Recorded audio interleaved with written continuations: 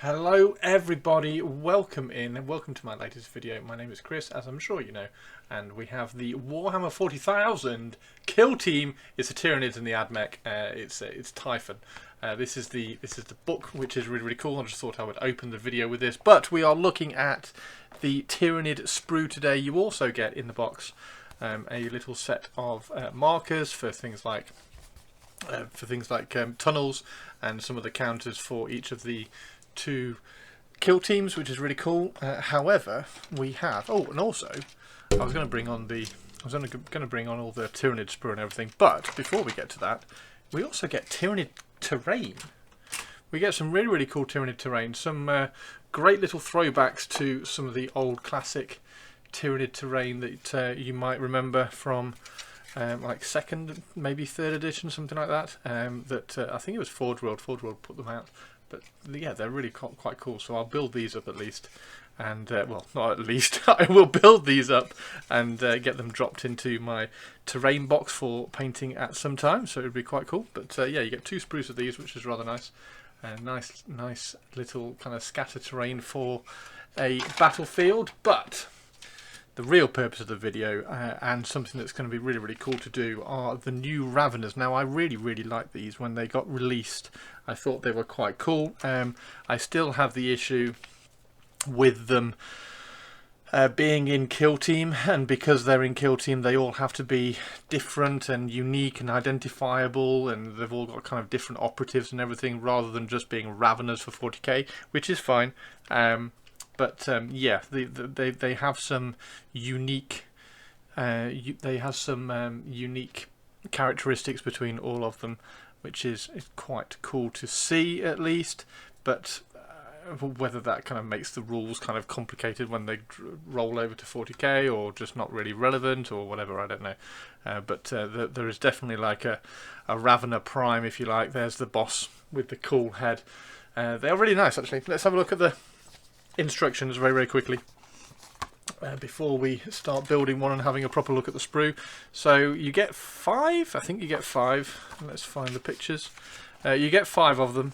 So this one's obviously the prime there, and then you get a couple of them which look like they are slightly more I don't know, like Juggernaut or Rhino orientated, and then some faster ones up here. This one's obviously got the toxin sacks on it, and yeah, they're quite cool. So we can go and have a look at the beginning as well. So that's the prime, and you can see here that we've got 2 different ways of building every single Nid in here, which is quite cool.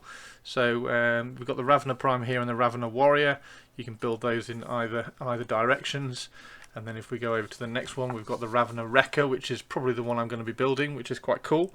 And then again the Ravener Warrior. So I'm guessing if you build the kill team, you have all these tremor scythes and thing, and then you just have the regular one, which is a Ravener Warrior, to build and differentiate between that way. So maybe when they go into 40k, then they're just going to look like this, or I don't know, that's a Ravener Fell Talon. I'm pretty sure a Ravener Fell Talon, for instance, isn't going to be in 40k. But yeah, that's beside the point. These are kill team ones, and I appreciate that people who buy these might be erring towards the side of using them in kill team. There's the Venom Spitter, and then again it's the Warrior build option for that model, which is quite cool. And yeah, so I think we're either going to build this one here because it looks kind of chunky, or I kind of want to build this one here, which is, I think it's one of the earlier ones. I think it's this one here. Yeah, the Wrecker, the Ravener Wrecker. So that's the one that we're going to build. This is the one that we're going to build here, and then we're going to get that one painted up as well. So we'll do a painting video following across onto the theme that I did when Leviathan came out. If you remember back when we did the Warhammer 40,000 10th edition Leviathan box, I did some Tyrannid colour schemes back then, which were quite cool. The sprues themselves are, as you would expect, they are immaculate in terms of detail and everything. I mean, this is just crazy. The Wrecker, which we're going to build, In fact, let's just snap this one in half so we can manipulate it a little bit better. There we go.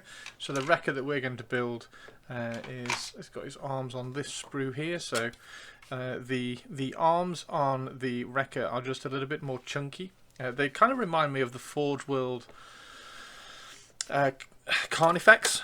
So when the Forge World Carnifex came out, it had those big wrecker claws and everything. So they were quite cool. So there is the wrecker claws there, compared to the slightly more kind of subtle and calmed down smaller versions for some of the other Raveners. As you can see, we've got the ones here with the toxin sacs. I think they're toxin sacs anyway, and for the poison on the weapon here as well. And then we've got all different sorts of tails and positions and posing on them all, and then some of them have even got these kind of little like concrete slabs that have got the tyrannid infestation and everything on them that they're bursting out from underneath, which look really, really good. I think there's 2 of those. Yeah, there's another one here. Oh, there's 3.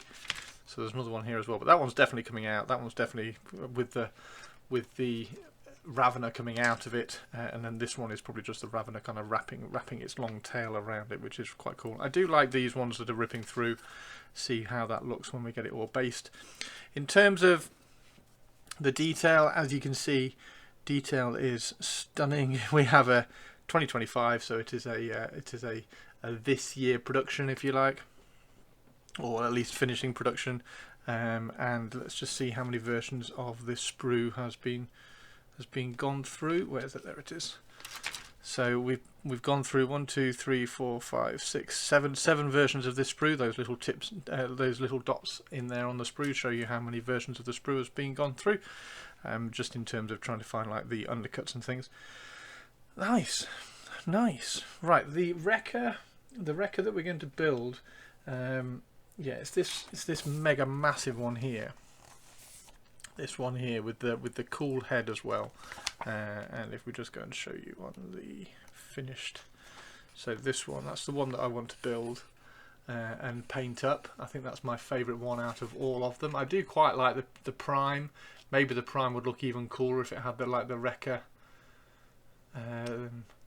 arms on it. Maybe even we could build the Prime and then just swap the head and the arms into it, because I'm pretty sure if we have a look at all the body parts here and all the sockets and everything, they're all going to be very, very similar in terms of whether they fit or not. The sockets have got a bit of a funny shaped registration, but that's kind of easy to sort out. Just kind of trim all that round to a ball, and then you can drop that into pretty much any socket, I would imagine. We're going to definitely have a look at that when we get some built up.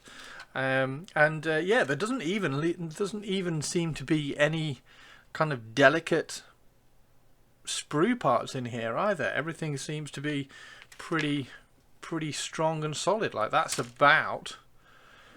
that one there is about as fragile as you get. So just cut that one out there, cut that one off there. I mean, even cutting this one's absolutely fine. So yeah, these 2 little parts here are about the most fragile parts that you get in the kit. Everything else is nice and chunky. Like that's, if once you cut that there, it's not going to make any difference which order you cut those. Same with that one. That's all nice and chunky. Like maybe cut this one first to avoid putting pressure on this little join here. But other than that tiny little bit there, there's very little on the sprue. Right. In terms of the heads, let's have a look at the heads, because the heads are always something for the Tyranids which I kind of seem to have a little bit of a, not an opinion, but like, oh, I like that one, I don't like that one. So if you remember when I did the Gene Stealers for Necromunda, I didn't like the heads on those Gene Stealers when the mouse trained Gene Stealers came out for Necromunda, and I swapped them all for the Gene Stealers from 40k from that kit, and I just thought it made the Gene Stealer look a little bit more authentic and just neater. The detail again on these is just ridiculous. Again, it just blows. Honestly, it just blows me away every time we get this sort of clarity and stuff. And this is one, actually, I was talking about this on the stream the other day as well. This is the difference between Games Workshop plastics and 3D printing. 3D printing is really, really good, and it's really accessible, and it's great for mass models and everything. but these miniatures are better. They're just flat out better. For the vast majority of 3D prints, you don't get this level of kind of clarity of detail, the depth of the detail as well, I think it's down to how the vast majority of like the Patreon groups and everything sculpt it, and it's just generally it seems to be a little bit flatter in terms of detail. You don't get this sort of the contrast between the highs and the lows with 3D printed stuff, or 3D, at least 3D sculpts for 3D printing. Let's say that a little bit more than 3D printed stuff, because I'm pretty sure that you could sculpt something with the sort of kind of contours and the contrast between the highs and the lows and the sharp edges and everything on for a 3D printer. It's just whether or not A, it would print, and B, whether it just takes a little bit longer in terms of production and the sculpt. But this one's really cool. Look at that. Looks like the guy from Spawn. Just like distended jaw. Oh, it's awesome. So these are really nice heads. They're really, really cool. And you get tons of them as well, which is really nice. So obviously you get a Tyranid warrior head for all of them. So you get at least 5 Tyranid warrior heads, and then you get 1 head for each of the specialist units as well. So like the Wrecker and the what was it? The Fell. I nearly said the Fellblade then, but yeah, you get separate heads for all of those as well. So you get an awful lot of heads in here to kind of mix and match and try and make these a little bit more unique and more your own. That head is phenomenal. I need to find out what. In fact, let's go and have a look at that now. It's number 87. We're going to find 87 and find out what. Yeah, here we go. So it's going to be this one, isn't it? 87. Yeah, so it's a Venom Spitter. It's this one here. So we might have to build that one as well then. We might have to build that one as well because that head, yes, this one here, look, it's not particularly painted very well, and also that really isn't the golden angle. I wish Games Workshop would kind of find the golden angle a little bit better for some of their photography. The golden angle on this one is probably twisted a tiny bit more, so you can see the length of the head coming out. And then yeah, hopefully you can still see that. Anyway, yeah, that head. Are there any other pictures of it? Oh, there's got to be some more pictures of it. We're going to find. Let's see if we can find a painted version in the rule book. Can't see one there. You do also, by the way, in the sprue in the box get some Hormigants, which is fantastic because I always need more Hormigants. I love my Hormigants. There it is. That's a pretty good version of it. Just that slightly more rotated view. That head is fucked up, if you excuse my French. That's really cool. I like that. So yeah, we'll definitely have to build that one as well. So we'll build at least 2. To be honest, I'll probably build 1, build 2, and then go, these are really cool, and I'll build the rest of them and show you at the end of the video. Anyway, we're going to get into it now. So I will start building. We'll start with the Wrecker, that one with the massive big chunky claws that reminded me of the Carnifex from Forge World. If you've got any questions or if you've got any thoughts on this sprue, then please drop them down in the comments down below. That would be really cool. Let me know which one your favourite is so far from seeing the pictures in the instruction manual, and we're gonna get them actually. And also, if you like these kind of burst through bases or not. So one of the things with these kind of bases is that it really controls what you're able to do with the base. And yes, you could leave this off and just have it coming through whatever base you base your Tyranids with. Maybe they're on a desert base or something, so maybe you'd have to kind of sculpt a little bit of a sand hole with the Ravener coming out of it.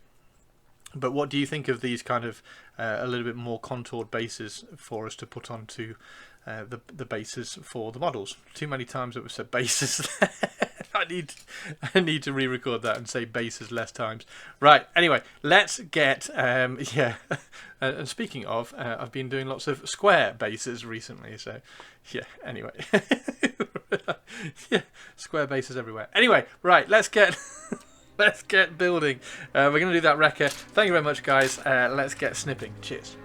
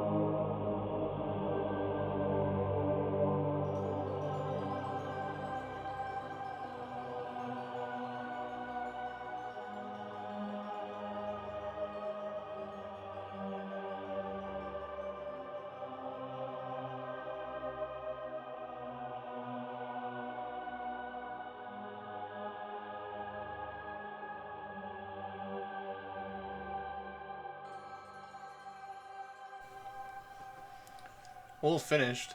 Oh my word, these are just flat out cool. I don't think there's anything else. I'm gonna try and have to kind of work out what it is about these. I think it's probably just like the proportions. They're really stocky.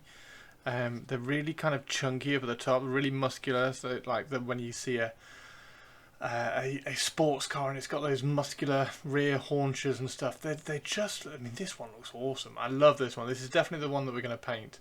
However, we've also done this one as well, and this one I might paint this one as well. I mean, his head is cool. This is the one where they haven't managed to photograph this one properly at all anywhere, and yeah, they keep photographing him like that, which is just like photograph him here. That's awesome. It's that yeah, or even here. No, it's definitely that side. These are really cool. So I've actually made all of them, and I've done them all as the specials, if you like, rather than the Ravener warriors. So this is the one with the one that I think has got like the venom sacs and stuff on the claws. But I mean, they're really cool. These final three are a little bit taller, so they're a bit more Ravener-y, if you like. I mean, the Prime is fantastic with the frill on his head as well. And you can see kind of the difference in size, but they've still got the same length tail. It's just that it's all kind of curled up and wrapped up. So if you put the kind of the waist at the same height, they're the same height across all of them. And one of the things that you can actually do is when you are building, you can swap the torsos over. The torsos are pretty easy just to kind of swap over. So if you want this one, for instance, on a really high tail, then just put this torso on that one and then stick in all the arms that you need to. So that's one of the cool things that you can do. But I mean, even this one, look, this one's the weird one, and even he's cool. Like, he's got triple antennas on his head, and even he's cool. So yeah, these are really nice. I'm just going to slowly show you all the angles for all of them, so that you can kind of make your own decision and make your own mind up about them. Hopefully you're going to pick up the Kill Team box, because these are really cool. If you do play Kill Team, I'd be interested to know what you think about the rules, if any of the rules have been leaked. I could go through the rules, but they're not going to mean anything to me, sadly. I've played like 5 games of Kill Team, and that's across all sorts of different versions and editions of it, so I'm not that up on Kill Team rules, sadly. But yeah, I think the models are obviously going to drop straight into 40k as well, so you're going to be able to use these as the Raveners in a Tyranid army, which is really cool. But yeah, they're just fab. And then let's do this guy with the spawn head. I mean, when they're kind of short and chunky like this, they're almost like tiny, like baby versions of a Carnifex. They are fantastic. Really cool. I think I'm definitely painting this one. And I like how these arms are very much looking like an insectoid, kind of almost like a praying mantis type proportions and positioning and everything. They're just really cool. And then the final one here, give you a full spin around of this one. He's really cool. I love the mandibles on this one as well. He's got the, if you remember Blade 2, or was it Blade 2? Blade 2 or Blade 3? No, it was Blade 2 with the evolved vampires that had the disgendered jaw, which is, yeah, it's just basically that. It's really cool. Wonder whether that's where they got the inspiration from. But yeah, so this guy's got mandibles and the massive kind of crushing claws, the mini Carnifex claws. And he's even got the Carnifex tail, although I think I've put a different tail on there actually, because this was a tail that's supposed to be for the warrior, and I just thought it looked better. I've swapped around a lot of the tails actually, but yeah, absolutely Fantastic. Can't wait to get these one painted. So, anyway, thank you very much everybody for hanging out and watching this review. Make sure you drop a comment down below to let me know what you think of the models. Drop me a like and a subscribe. Always helpful to try and get up to the 1 million subscribers would be fantastic. And you can catch me live on Twitch and YouTube pretty much every day of the week. So come and hang out and chat and let me know what you think about these guys. And I'm going to finish the video now and I'm going to start priming this guy and get them all painted. If anybody's watched my Leviathan videos, you'll know the colour scheme that we're going to do. So it's going to be that kind of turquoise and the dark red with the metallic claws, which should look really cool. And I will see you next time. Thank you very much, everybody. Take care. And